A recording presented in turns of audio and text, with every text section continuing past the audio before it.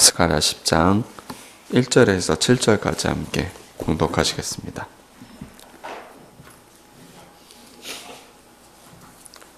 스가랴 10장 1절에서 7절입니다. 함께 봉독하시겠습니다. 봄비가 올 때에 여호와 곧 구름을 일게 하시는 여호와께 비를 구하라. 무리에게 소낙비를 내려서 밭의 채소를 각 사람에게 주시리라. 드라빔들은 헛하는 것을 말하며 복술자는 진실하지 않은 것을 보고 거짓 꿈을 말한즉 그 위로가 헛됨으로 백성들이 양같이 유리하며 목자가 없으므로 공고를 당하나니 내가 목자들에게 노를 바라며 내가 순념소들을 벌하리라.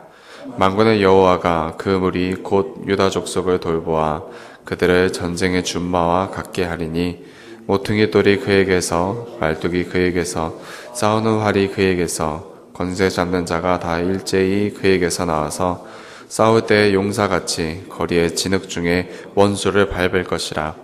여호와가 그들과 함께 한즉 그들이 싸워 말탄 자를 부끄럽게 하리라.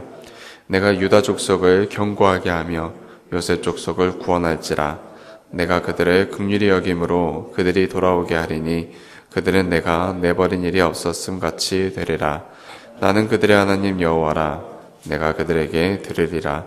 에브라임이 용사 같아서 포도주를 마심같이 마음이 즐거울 것이요 그들의 자손은 보고 기뻐하며 여호와로 말미암아 마음에 즐거워하리라. 아멘.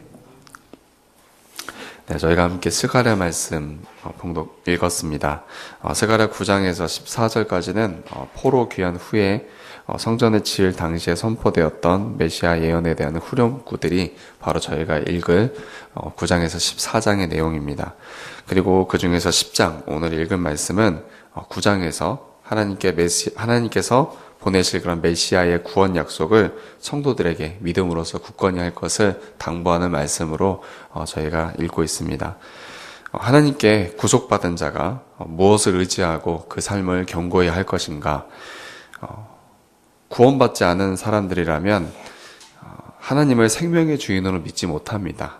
그리고 하나님께서 온 세상을 통치하신다는 그런 사실도 모르고 햇빛과 비를 주시는 분이 그분이라는 사실, 또한 메뚜기와 전염병으로부터 작물들을 보호하시는 그분이 바로 하나님이시라는 것을 모르기 때문에 그들은 자신들을 먹이시고 돌보시고 인도하시는 분이 하나님이심을 모르니까 하나님을 의지하지 않는 것이 말이 됩니다.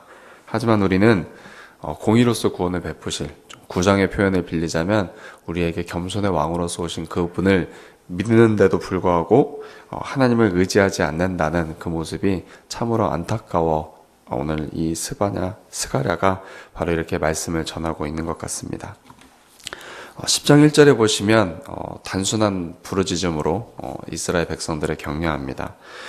뭐라고 명령하고 있냐면 여호와께 비를 구하라고 말을 하고 있습니다. 무심코 읽으면 9장에서 하나님께서 이스라엘 백성에게 여러 가지 복들을 약속했으니 이제 너희는 하나님께 무릎을 꿇고 하나님께 이러한 것들을 구해라 라고 하는 그런 단순한 메시지로 들릴 수도 있지만 그 뒷절 2절을 함께 생각해 보시면 그것이 책망임을 우리는 알게 됩니다. 왜냐하면 이스라엘 백성들은 하나님께서 넘치도록 베풀어 주시고자 했던 그러한 복들을 기대하지 않았었기 때문입니다. 2절을 함께 한번 읽어보겠습니다. 2절입니다. 드라빔들은 허탄한 것을 말하며 복술자는 진실하지 않은 것을 보고 거짓 꿈을 말한즉 그 위로가 헛됨으로 백성들이 양같이 유리하며 목자가 없으므로 공고를 당하나니. 아멘. 이제껏 이스라엘은 하나님께서 계속해서 은혜를 베풀어 주셨음에도 불구하고 여전히 드라빔을 의지했고 그들에게 풍요를 기원했었으며 복술자에게 돈을 들여서 미래를 자기가 미리 깨달아서 그것을 대처하려고 했었다는 것입니다. 그리고 현실의 암담함에 하나님께 위로를 받기보다는 그들의 말로 위로를 받으려 했다는 것이 2절에서 드러나는 증언입니다. 하나님께서는 이스라엘 백성들에게 풍성한 은혜를 베풀어 주셔서 그들에게 행복하고 축복된 삶을 누리기에 부족함이 없으리라 이미 약속해 주셨습니다. 굉장히 친절하게 하나님께서 배후해 주신 거죠. 심판을 받고 돌아와서 바벨론의 포로에서 이제 돌아온 그들에게 위로로서 하나님께서 말씀해 주셨는데, 그들은 그런 하나님의 친절한 은혜를 받아들이지 아니하고 참 하나님을 떠나 우상 드라빔과 복술자를 찾아가게 되니, 하나님께서 보시기에 그것은 큰 배은망덕이었을 것입니다. 이렇게 불신자는 하나님께 대한 그런 신뢰가 얕기 때문에, 즉 불신하기 때문에, 불신으로 가득 차서 하나님 외에 하나님께서 조금이라도 틈을 보이시면, 조금이라도 자기의 원함보다 하나님께서 늦게 반응을 하시면 하나님 외에 다른 여러 가지 방편들을 구하게 됩니다. 이 방법은 안 되겠다, 다른 방법을 써야지 라면서 흔히 우리가 돌아서듯, 우리가 여러 가지 방법을 강구하듯 하나님을 의지하는 것에서 떠나는 것을 보게 되는 것입니다. 혹자는 그 예언서의 앞뒤를 보시게 되면 이런 불평을 많이 했다고 합니다. 우리가 하나님의 약속을 받아들이고 도움을 기대했었다. 근데 하나님께서는 우리를 여전히 고난 가운데 버려두셨다라고 말을 하는 것입니다. 어떤 면에서는 그들에게 기근과 압박이 계속해서 있었기 때문에 하나님께 속았다는 그런 느낌을 받을 수도 있을 것입니다. 실제로 하나님께서는 그들의 죄 때문에 그들로부터 손을 떼어서 그들에게 양식이 결핍하게 하셨고, 고통을 당하는 그런 자리에 내버려 두기도 많이 하셨습니다. 그래서 백성들은 자신의 소원이 좌절되는 그 순간순간마다 불만을 품었습니다. 그러나 하나님께서는 이스라엘 백성들에게 관대하지 않으셨다는 그 책임을 자신에게 두지 않고 이스라엘 백성들에게 두신다는 사실을 우리는 알아야 됩니다. 하나님께서 우리에게 관대하지 않으셨던 이유는 하나님 때문이 아니라 우리 때문입니다. 왜냐하면 이스라엘 백성들은 하나님을 참으로 신뢰하지 않아서 그에 대한 형벌로서 하나님께서 손을 떼신 것이기 때문입니다. 참으로 신뢰하지 않았다는 것은 하나님만 참으로 의지할 뿐임을 알아야 됐는데 다른 것을 의지할 마음을 가졌다는 것이고, 헛된 것을 신뢰했다는 것입니다.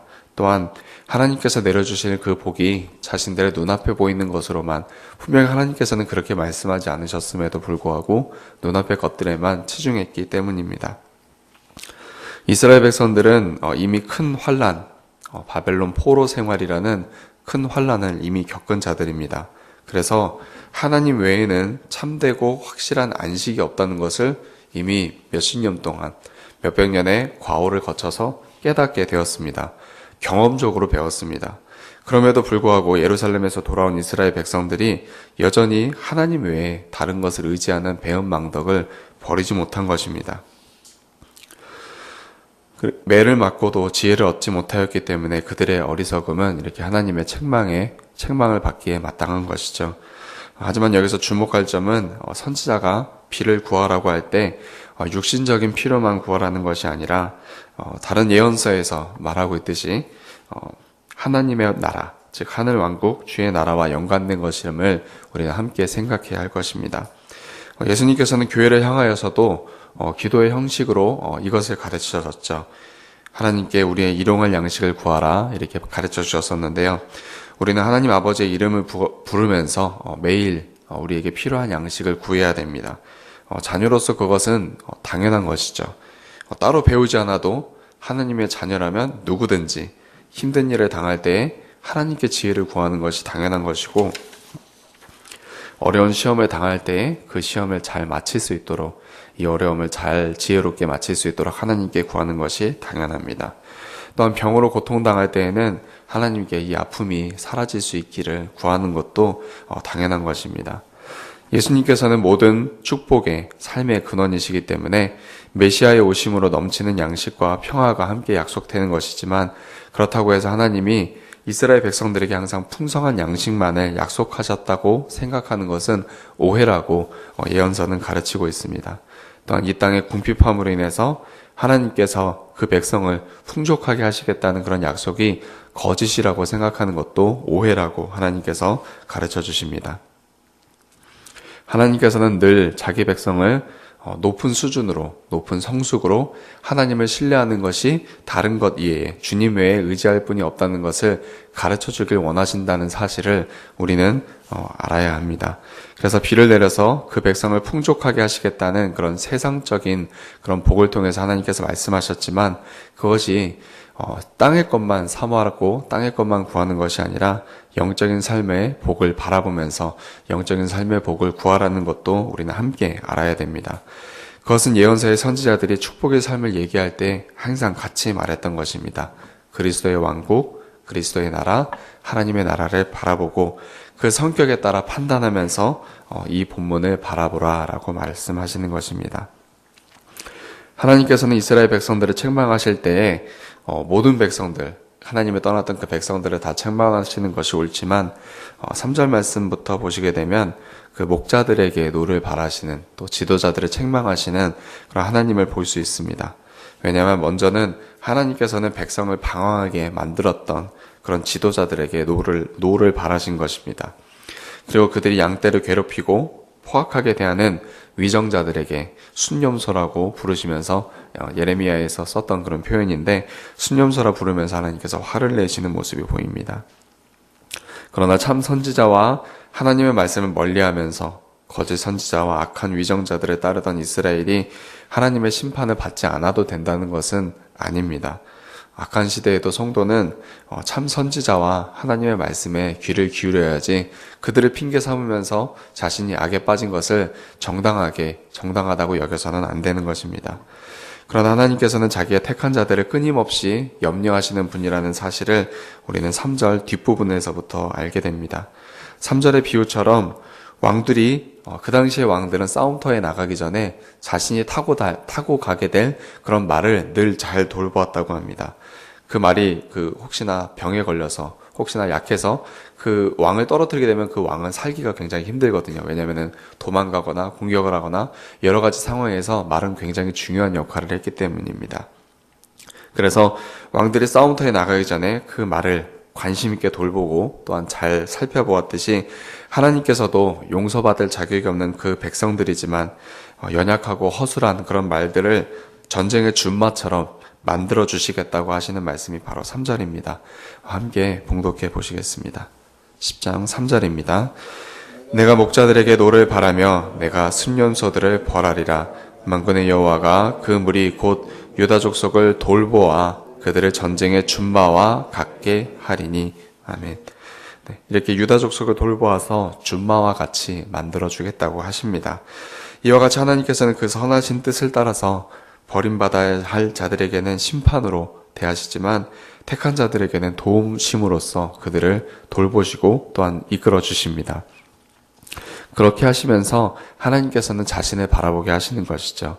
하나님께서는 이토록 자기 백성들에게 관심을 드러내시고 유대인들이 든든히 설 수 있도록 원수들을 무찌를 수 있도록 하시겠다는 것이 4절부터 5절 그 내용들에 나오게 됩니다. 6절의 말씀처럼 그들을 긍휼히 여기시기 때문이고 그들을 하나님께로 돌아오게 하기 위함이었습니다. 그래서 다시 그들의 입을 통해서 여호와께서 우리 하나님이시다라고 기쁘게 다시 고백할 수 있도록 하기 위함입니다. 6절도 다시 한번 봉독하시겠습니다. 내가 유다 족속을 견고하게 하며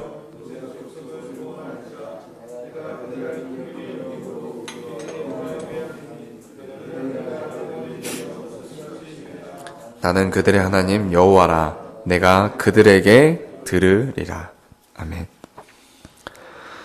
여호와께서 우리의 하나님이시다 고백을 하나님께서 들으시려고 그들에게 자비와 긍휼을 베푸신 것입니다.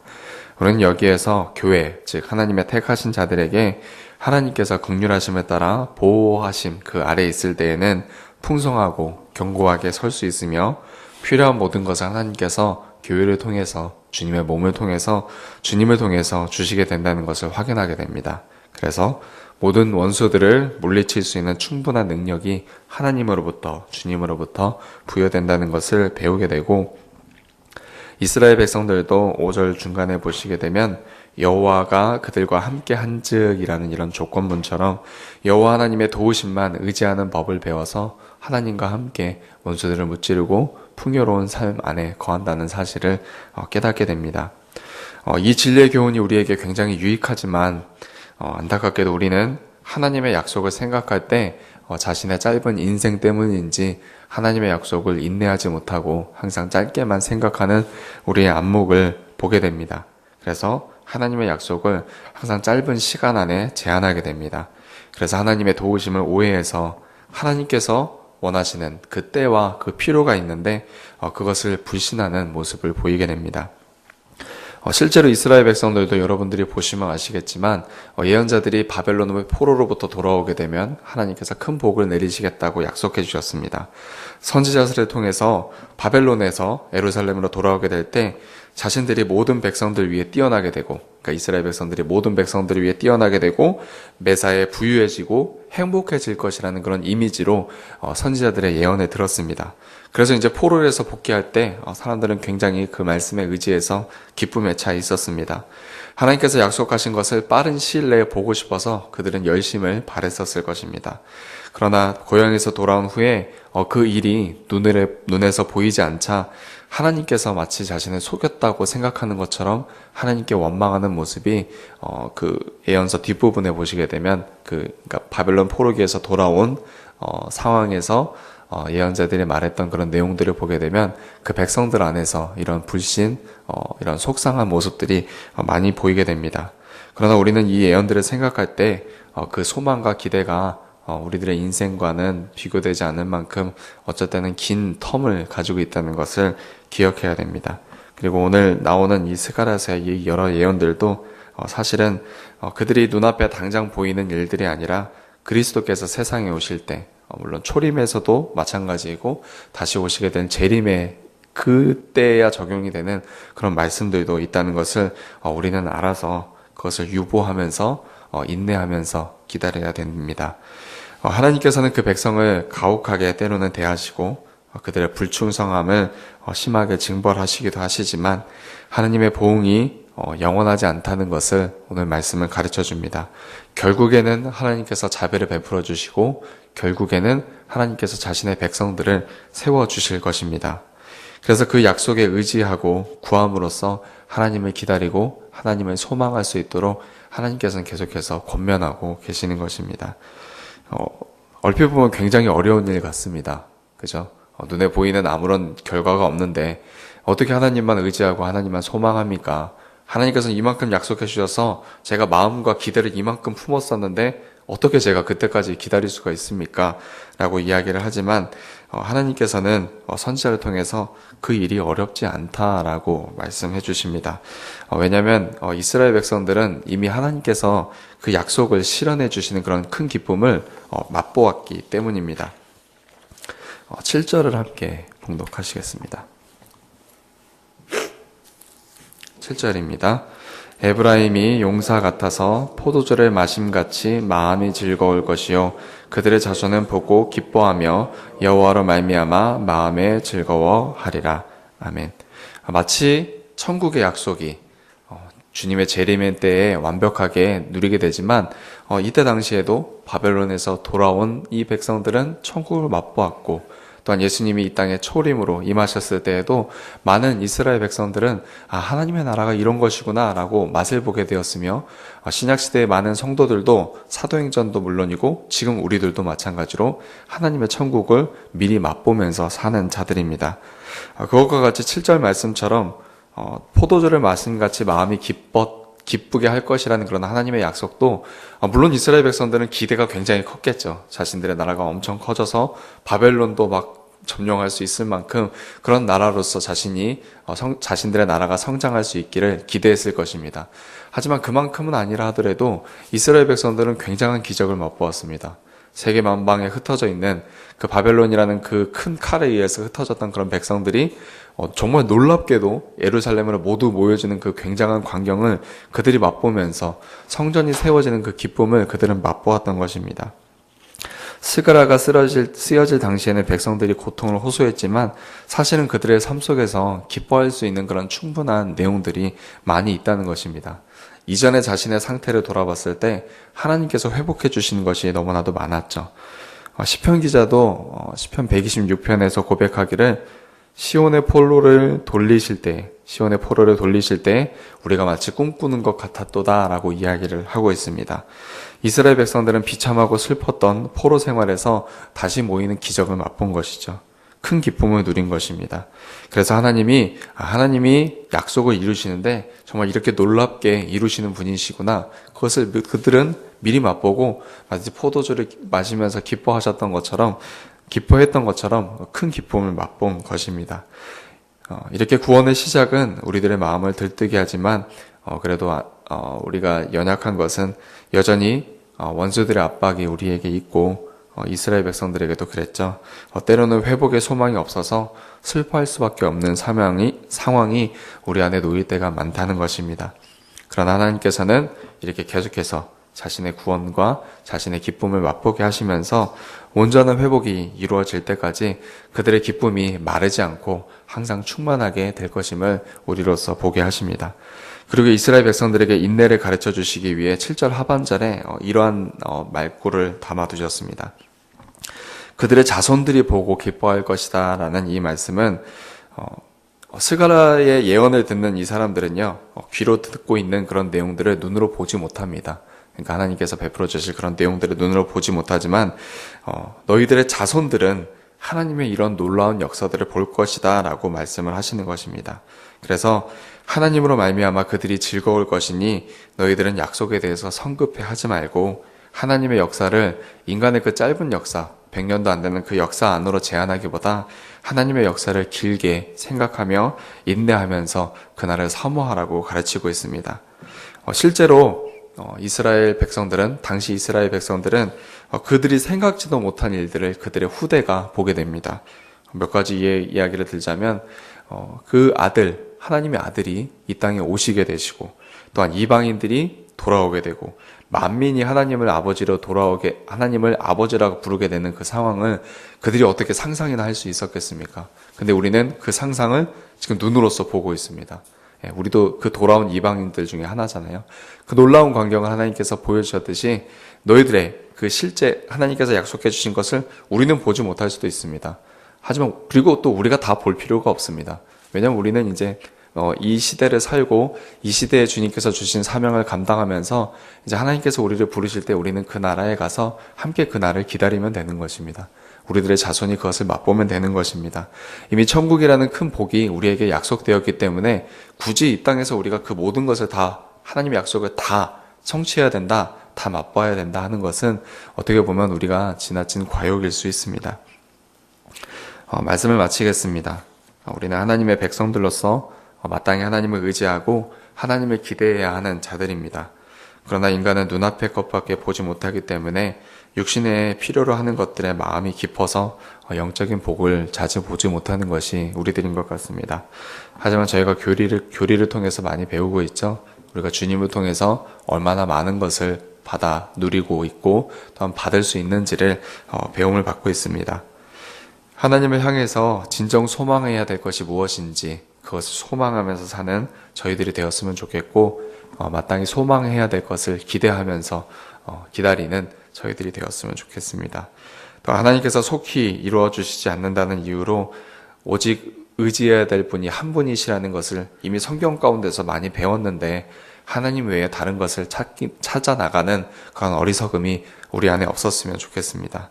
또한 회개함으로 하나님의 약속을 짧은 인생으로 이해하려 하기보다는 이미 주신 그런 약속의 시련들이 있잖아요. 그 시련들을 기뻐하면서 주님께 감사함으로 그분의 보호하심과 우리가 전쟁의 준마처럼 든든해질 것이라는 그런 기대로서 우리들의 원수를 물리치실 그분을 의지하면서 함께 나아가는 성도님들 되셨으면 좋겠습니다. 함께 기도하시겠습니다. 하나님 아버지, 오늘 아침에도 하나님의 말씀에 귀 기울이게 하시고 주님의 교훈을 받고 주님의 교훈에 겸손하게 받음으로 살 마음을 주시니 감사드립니다. 하나님은 자비로우신 분이시니 믿음이 약한 우리를 용납하여 주시고 하나님의 얼굴을 구하는 우리들에게 침묵하시는 이유가 우리를 위한 것임을 우리가 기억하게 하여 주옵소서. 그래서 주님 외에 의지할 분이 없음을 깨달아서 우리의 도우심을 기다리며 사모하는 저희들이 되게 하여 주시옵소서. 주신 말씀을 가슴에 되새깁니다. 근시안적인 우리들의 시각을 회개합니다. 하나님의 약속 우리들의 짧은 인생으로 가늠하기보다는 이미 주신 약속의 시련들을 기뻐하면서 하나님께서 얼마나 풍성하시고 견고하게 우리들의 필요한 것을 채우시는 분이신지, 또한 모든 원수를 물리치실 때 하나님께서 물리치시지만 또한 우리를 들어서 그들을 물리치시는 분이심도 우리가 기억하게 하시고 충분한 능력을 우리에게 계속해서 부어주시는 분임을 항상 기억하게 하여 주시옵소서.